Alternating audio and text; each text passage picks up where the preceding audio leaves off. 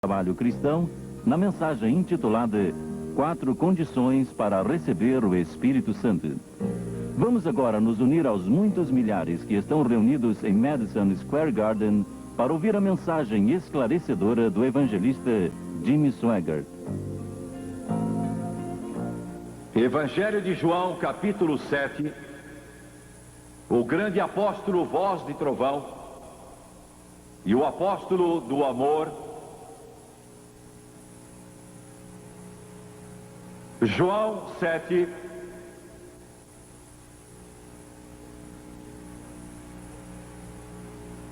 versículos 37 e 38.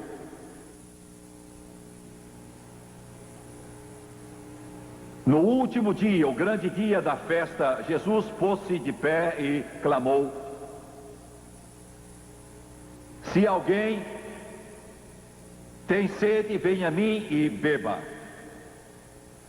Quem crê em mim, como diz a Escritura, rios d'água viva correrão do seu ventre. Vou falar hoje sobre o tema 4 condições para receber o Espírito Santo.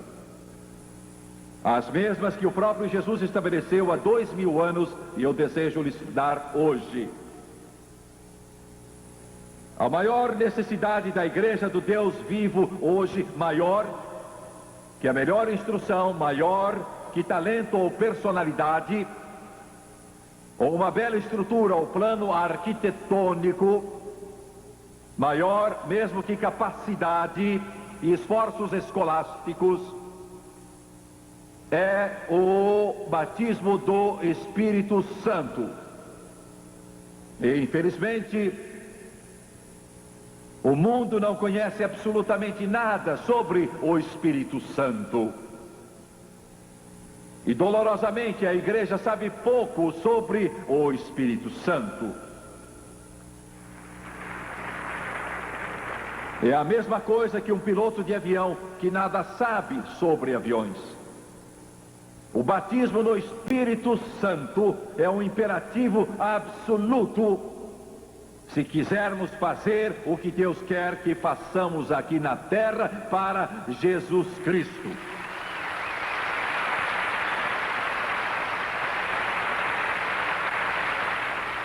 Cremos e ensinamos de acordo com a palavra de Deus, que quando você é salvo, é sem dúvida a verdade que recebe o Espírito Santo. É impossível receber qualquer coisa de Deus sem que o Espírito Santo seja o portador, o doador dela por Jesus Cristo.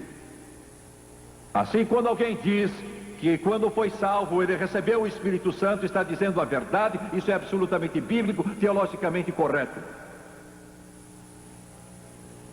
Entretanto, quando ele foi salvo, ainda que o Espírito Santo tenha operado na sua regeneração e entrado no seu coração, sem dúvida, ele não foi batizado no Espírito Santo.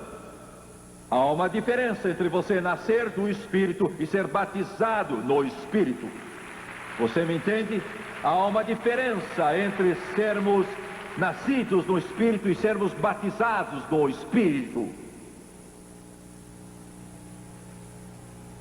Assim, há uma segunda obra que cremos ser preeminente para o Filho de Deus após a conversão. Uma obra que você tem de pedir para a sua vida é uma obra de graça. Você não a merece, assim como não merece a salvação, e essa obra de graça é o batismo no Espírito Santo. Cremos que esse batismo de poder, Atos 1:8, mas recebereis o poder quando vier sobre vós o Espírito Santo. Ele é sempre subsequente à salvação. Em outras palavras, você é salvo primeiro e depois recebe o batismo no Espírito Santo. Cremos também, pregamos e ensinamos que todo recipiente do Espírito Santo, sem exceção, eu disse sem exceção, fala em outras línguas conforme o Espírito de Deus concede.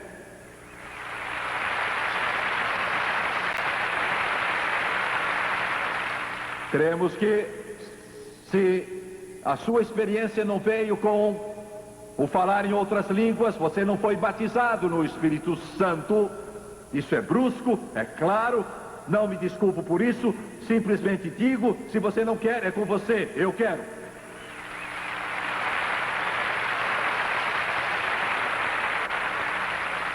Queremos que depois de você ser batizado no Espírito, com evidência de falar em outras línguas, você não está mais salvo do que estava antes de ser batizado. Você não pode ser mais salvo do que no momento em que Jesus o salvou, quer fosse na igreja, quer fosse na cozinha, em sua casa, no automóvel, na esquina, na barbearia, no salão de beleza, no armazém, ou seja onde for. Quando você foi salvo, nasceu de novo e estava tão salvo como jamais será. Falar em línguas não salva você, não tem nada a ver com sua salvação, nem contribui para a sua salvação. Quando Jesus sofreu e morreu lá naquela cruz do Calvário, e você veio a Ele e aceitou seu sacrifício expiatório e morte vicária, você foi tão salvo como jamais será. Salvo, salvo, salvo, glória a Deus. Você pergunta, por que é que eu preciso ter? Por que é que precisa?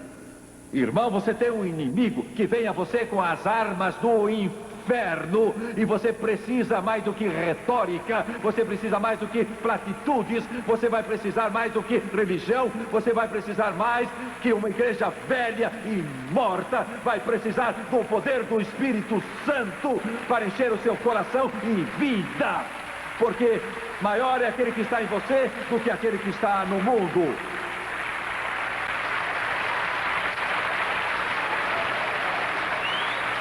Agora, eu não posso fazer nada se você não crê nisso.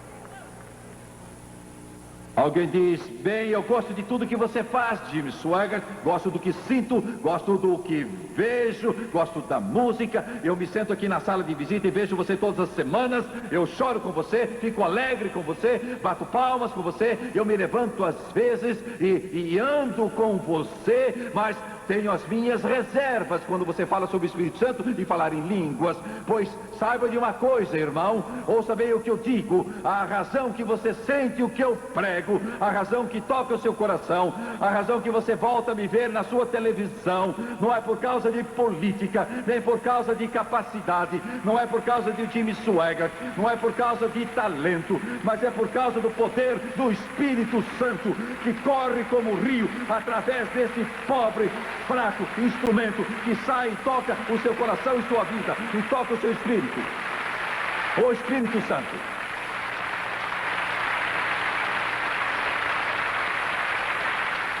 Eu quero dizer outra coisa, não me envergonhe.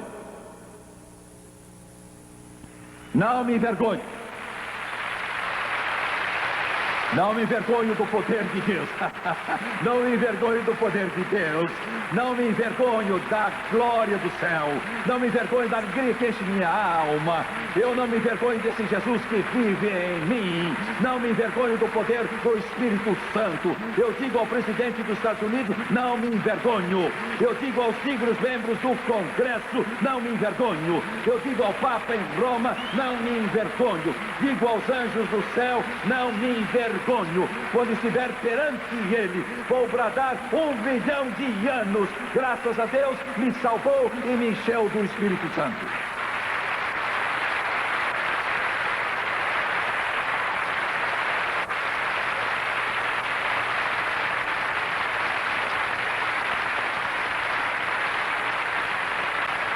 Não me envergonhe.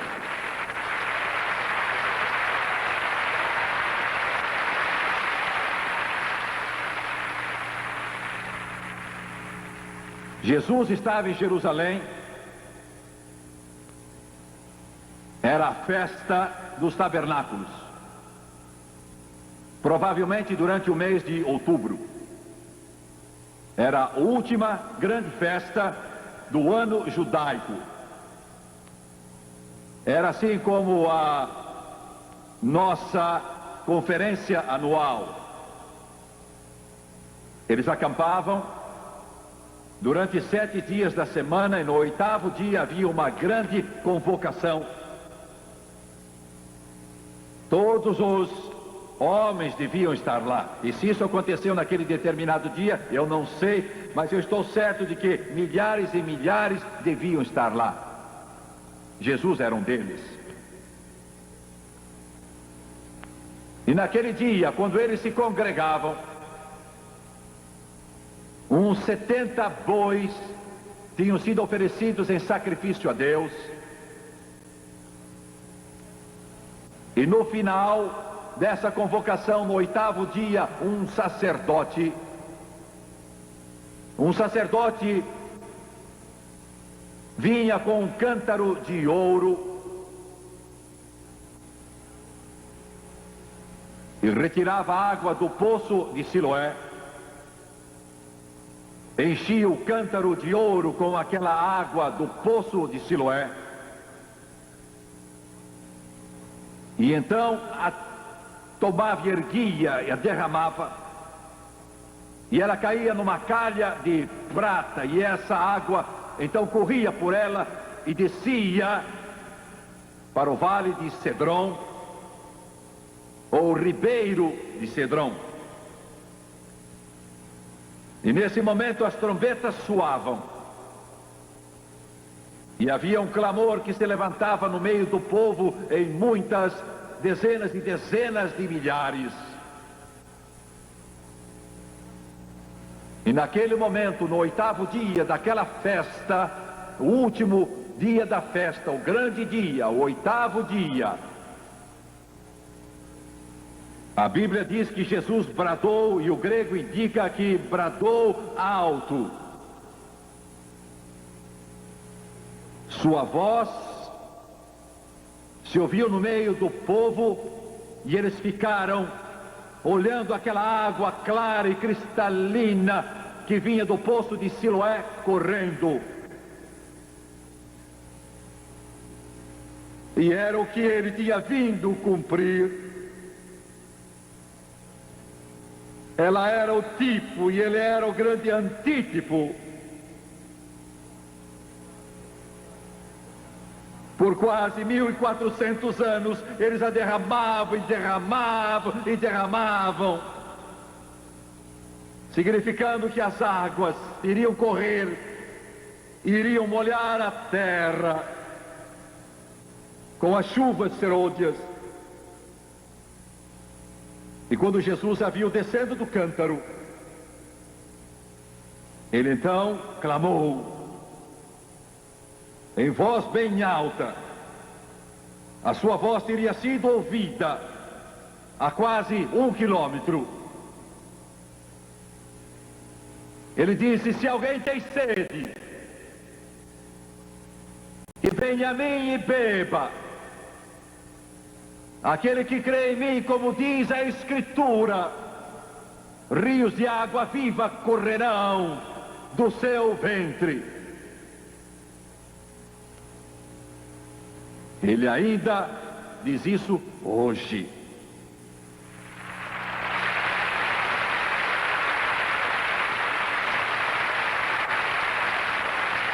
Aleluia, aleluia, aleluia, aleluia.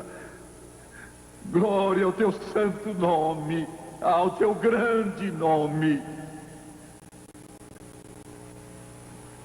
Agora quero que olhe um pouco para o que ele disse.